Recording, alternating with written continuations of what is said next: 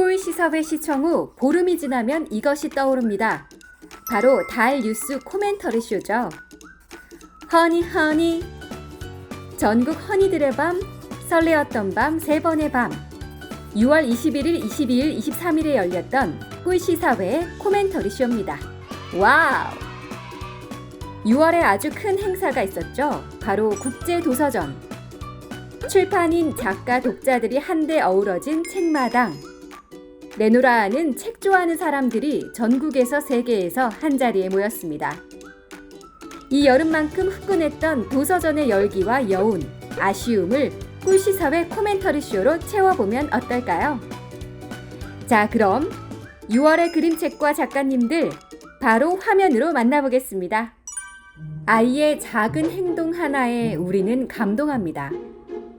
매일매일 함께하는 아이와 나. 아이가 가져다준 선물은 무엇일까요? 아이가 엄마에게 주는 선물을 보여주고 싶었어요. 아이는 일상에서 어른들의 행동을 보고 그냥 지나치지 않는 것 같아요. 무관심하게 관심 없다가도 어느 날 불쑥 저가 말한 걸 기억하고는 엄마 이거 좋아하잖아. 엄마 저번에 이거 이쁘다고 했잖아. 이런 말들을 하더라고요. 저한테는 이런 순간이 좀 뭉클하고 약간 아이가 주는 선물 같다는 생각을 했습니다. 아픈 할머니를 보고 뽀르르 달려가 뽀로로 진찰 가방을 들고 온 손자. 할머니의 머리에 장난감 청진기를 대고 열이 나네요, 병원으로 가세요 하는 아이의 모습에 뭉클했던 작가님. 아이가 주는 선물 하나가 아닙니다. 내 걱정은 하지마. 직접 책으로 확인하시기 바랍니다.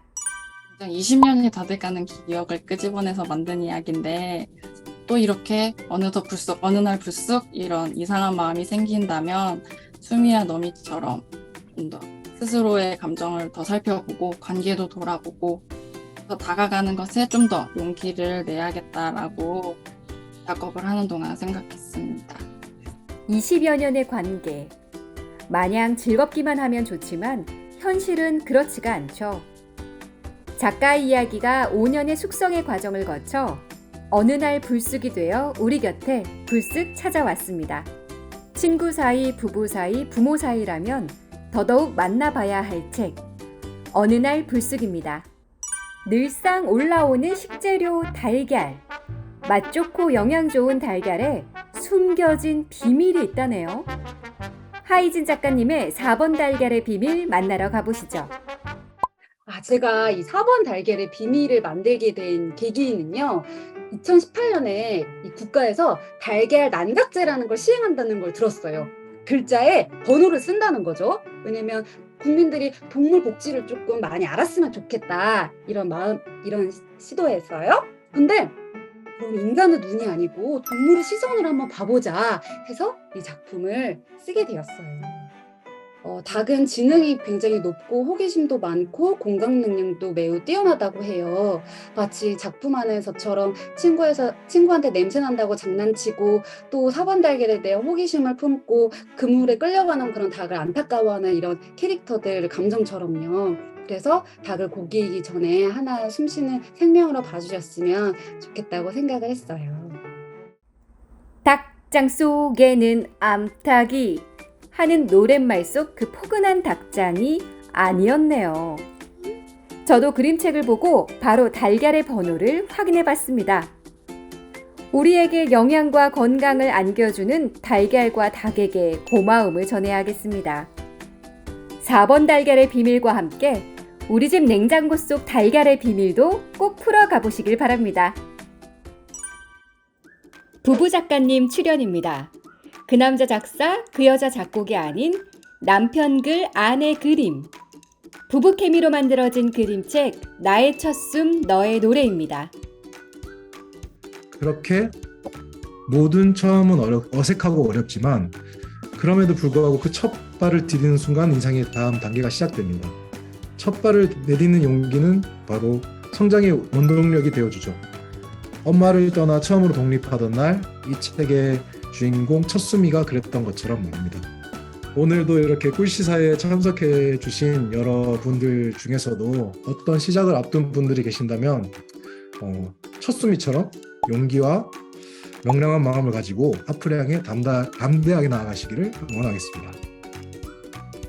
한편의 다큐멘터리를 감상한 듯 웅장합니다. 혹등골의 첫수미의 탄생부터 성장까지 매일매일이 처음인 우리 모두의 이야기가 많네요. 연예계엔 BTS가 있죠. 그림책계에는 이분이 있습니다. 자칭 범TS. 김성범 작가님의 그림책을 살짝 노래로 만나봅니다. 화장실에 갔어요. 나는 내릴라 했는데 팬티가 네 말을 안 들었어요. 채윤아, 네. 오줌 쌌지? 아니에요, 난 몰라요. 팬티한테 물어보세요. 아니에요, 난 몰라요. 팬티한테 물어보세요.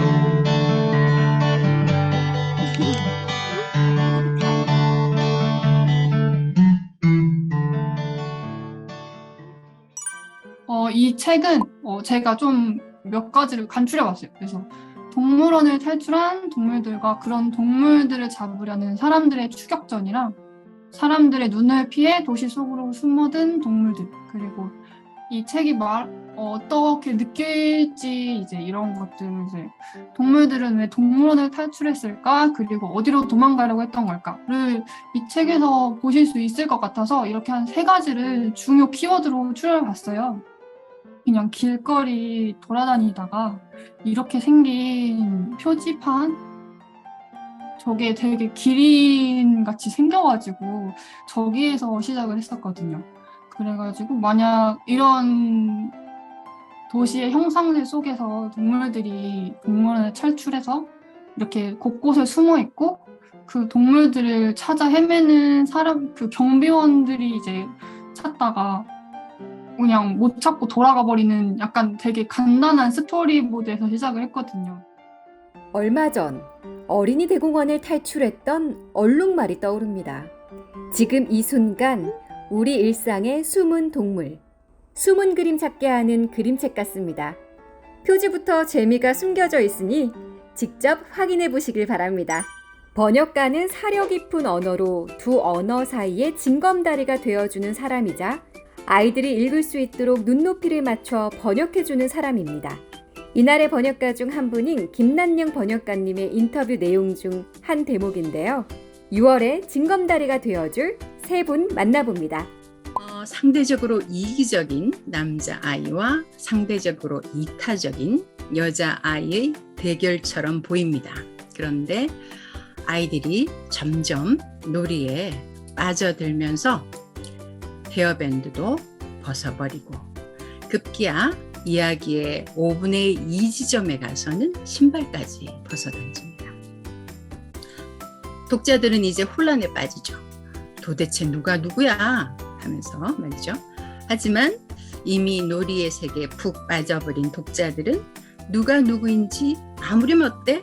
하면서 두 아이가 체리 5알로 연주해내는 놀이의 이중주에 빠져서 함께 웃고 공감하게 되죠.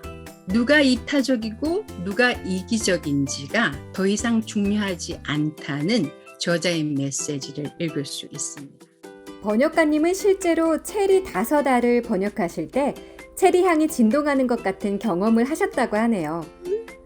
그림책을 펼쳐 눈, 코, 입, 그리고 마음까지 체리 5알을 느껴보시길 바랍니다.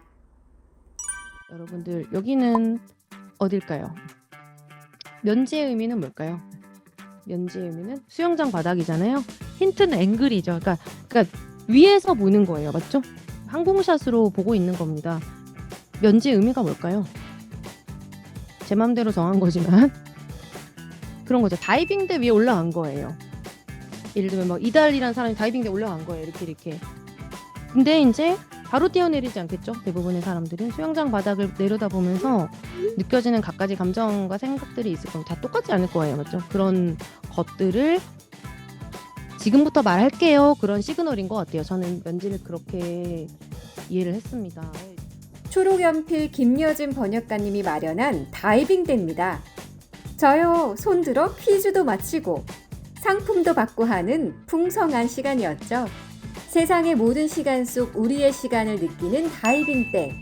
꿀시 사회에선 그림책이 아닐까 생각해 봅니다. 첫 번째 이 책의 키워드가 책일 텐데 이 책을 보는 어떤 것들이 꼬리에 꼬리를 물고 이어지는 키워드들로 떠올랐어요. 첫 번째, 쪽이라는 이 쪽쪽이 이어지는 어떤 가상의 현실에서 무엇을 어떻게 볼 것인가라는 질문을 할 수밖에 없잖아요. 그때 이 책에서는 유리라는 어린이의 말로 아주 단순하지만 명료하게 이 쪽을 상상을 통해서 보이지 않는 것을 보이는 것 이상을 상상하는 것을 굉장히 강조하는 아이의 말이 나옵니다. 그리고 어느 쪽에서 볼 것인가, 즉 어떤 입장과 관점을 가질 때 책을 달리 보게 되는가 이런 것에 대해서 굉장히 명확한 제시가 있어서 재밌었고요. 그래서 본다는 것, 상상해서 본다는 것, 그것은 이 스마트폰 시대에 훨씬 더 적극적으로 그리고 능동적으로 책을 읽어내는 행위라는 것을 아주 재미있게 표현하고 있었습니다. 그리고 이런 것이 뭔가 인생이라는 책 전체에 대한 은유로도 저는 확장되는 어떤 경험을 했는데요. 왜냐하면 이 유리가 한 말 중에 스스로 상상해야지라는 말과 어느 쪽에서 보느냐에 따라 달라지지라는 굉장히 중요한 두 가지 문장이 있는데요. 그 두 문장을 통해서 결국 인생의 순간순간이라는 것은 어떤 관점과 어떤 방향을 선택하느냐에 따라 달라지는데 그것은 다른 사람이 결정해 줄 수 있는 것이 아니라 자기 스스로 가장 능동적으로 해낼 수밖에 없는 것이라는 어떤 그런 의미에서 인생이라는 책을 보고 또 읽어내는 게 개인이 독서하는 것과 크게 다르지 않을 수도 있겠다. 이제 이런 은유까지 읽어내게 됐고요. 꺼내도 또 나오는 마트리오시카 같은 매력적인 책. 맙소사 책이잖아. 아이와 함께 풍성한 우리의 책 이야기를 만들어 보시면 좋을 것 같습니다. 6월의 꿀시사회 코멘터리 쇼 어떠셨나요? 10명의 작가와 번역가가 함께한 9권의 그림책. 가까운 서점과 도서관에서 꼭 확인하시길 바랍니다.